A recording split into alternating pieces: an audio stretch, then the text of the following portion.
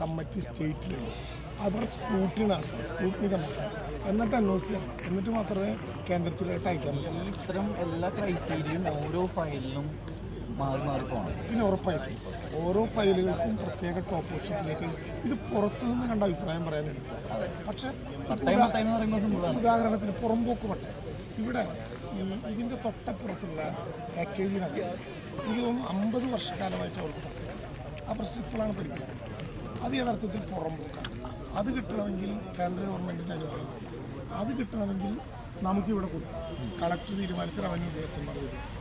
ഇത് പക്ഷേ മലയോര പട്ടയം ഞാൻ വെല്ലുവിളിക്കുകയല്ല, ഞാൻ പക്ഷേ ഉറപ്പായി വാദിക്കുന്നു 2011-നും 2016-നും ഇടയിൽ എന്തുകൊണ്ട് 18 അത് പട്ടയ വിതരണവുമായി ബന്ധപ്പെട്ട് അന്ന് ഈ ഫയലുകൾ ഇപ്പോൾ എതിർകക്ഷി പറഞ്ഞു എന്ന് പറയുന്ന അപേക്ഷകൾ അന്നുണ്ടല്ലോ.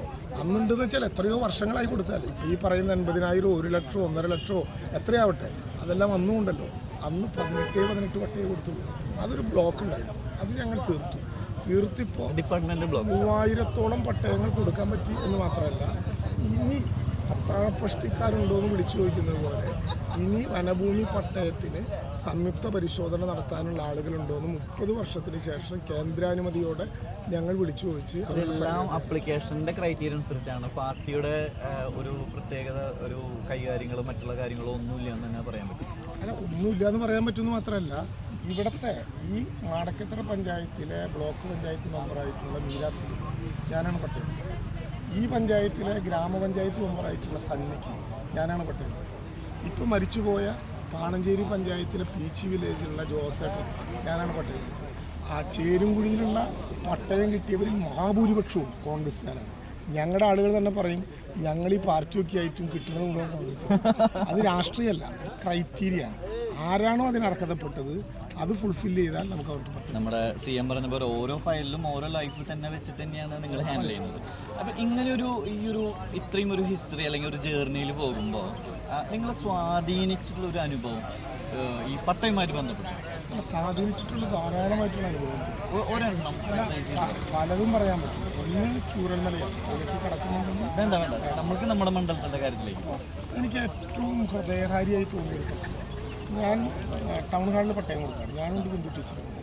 നമ്മുടെ നടത്തറയിലുള്ള തങ്കമണി ചേച്ചി അവർ ലോട്ടറി കിട്ടുന്ന ഒരു സ്ത്രീയാണ്. ഒരു പേര് പറഞ്ഞു നടത്തറ പഞ്ചായത്തിലെ ഞങ്ങളുടെയൊക്കെ ഒരു പ്രവർത്തകനായിട്ടുള്ള ഒരു ലെഫ്റ്റ് പ്രവർത്തകനായിട്ടുള്ള മണിക്കൂട്ടൻ്റെ അമ്മയാണ് തങ്കമണി ചേച്ചി ലോട്ടറി വിട്ട് ജീവിക്കുന്നതാണ്. നമുക്ക് അത്രയും കൊല്ലമായി പട്ടയം. സ്വാഭാവികമായിട്ടും മനുഷ്യരല്ല. പലയിടങ്ങളിലും കണ്ടാൽ നമ്മളോട് മകൻ്റെ സ്വാതന്ത്ര്യത്തിനൊക്കെ ചീത്തയും പറയും. നിങ്ങൾ തന്നില്ല വിശ്വാസമില്ല അത് ഇതേക്കെ പറഞ്ഞ് ചീത്ത പറയും.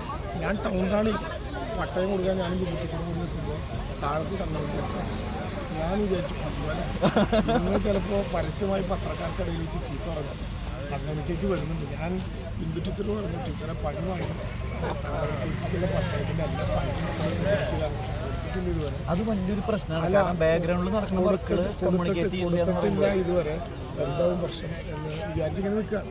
അപ്പോൾ തഹസിൽദാർ പട്ടയം കിട്ടുന്ന ആളുകളുടെ വിതരണം ചെയ്യുന്ന ആളുകളുടെ പേര് നോട്ടീസ് ആദ്യ പേര് തങ്കമണി ചേച്ചി അവിടെ വന്നിട്ട് എന്നെ കെട്ടിപ്പിടിച്ചിട്ട് 5 മിനിറ്റ് ഞാൻ പറഞ്ഞൊരു അതിശയോക്തി 5 മിനിറ്റ് സാധാരണ ഒരു കെട്ടിപ്പിടുത്തം കഴിഞ്ഞാൽ വിടും.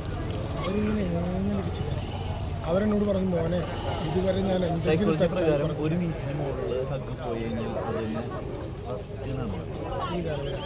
അപ്പോൾ അവരെന്നോട് പറഞ്ഞു മോനെ ഞാൻ എന്തെങ്കിലും തെറ്റായി പറഞ്ഞിട്ടുണ്ടെങ്കിൽ ചീത്ത പറഞ്ഞിട്ടുണ്ടെങ്കിൽ നിമിഷം ഞാൻ ഭൂമിയിട്ടെ. അപ്പോൾ എനിക്ക് സങ്കടം വന്നു. കാരണം ഒരു അമ്മയെ പോലെയാണ് അവർ പറയുന്നത്. ഒരു ഭൂമി കിട്ടാത്ത മനുഷ്യൻ്റെ ജീവിതത്തിൽ പ്രതിസന്ധി. സത്യത്തിൽ ഞാനിങ്ങനെ നടന്നിട്ടല്ല നടന്നിട്ടില്ല. ഈ കേരളത്തിലെ വിവിധ മേഖലകളിൽ പട്ടയം കിട്ടില്ല എന്ന് കരുതി അവസാനത്തിൽ കിട്ടുമ്പോൾ കെട്ടിപ്പിടിച്ച് ഉമ്മ വരുന്ന അമ്മമാരുടെ കണ്ണീരിൽ വീണ് നനഞ്ഞ കുപ്പായമാണ് കുപ്പായം എന്ന് പറഞ്ഞത്. അതിനേക്കാൾ നല്ലതാണ് ഈ കണ്ണീര് തുന്നിയിട്ട കുപ്പായം. അത് വളരെ വല്ലാത്തൊരു വൈകാരികമാണ്. അത് ആ ഘടകത്തിൽ ഇടപെടുമ്പോഴാണ് നമുക്കതിൻ്റെ ഗൗരവം മനസ്സിലാക്കുന്നത്.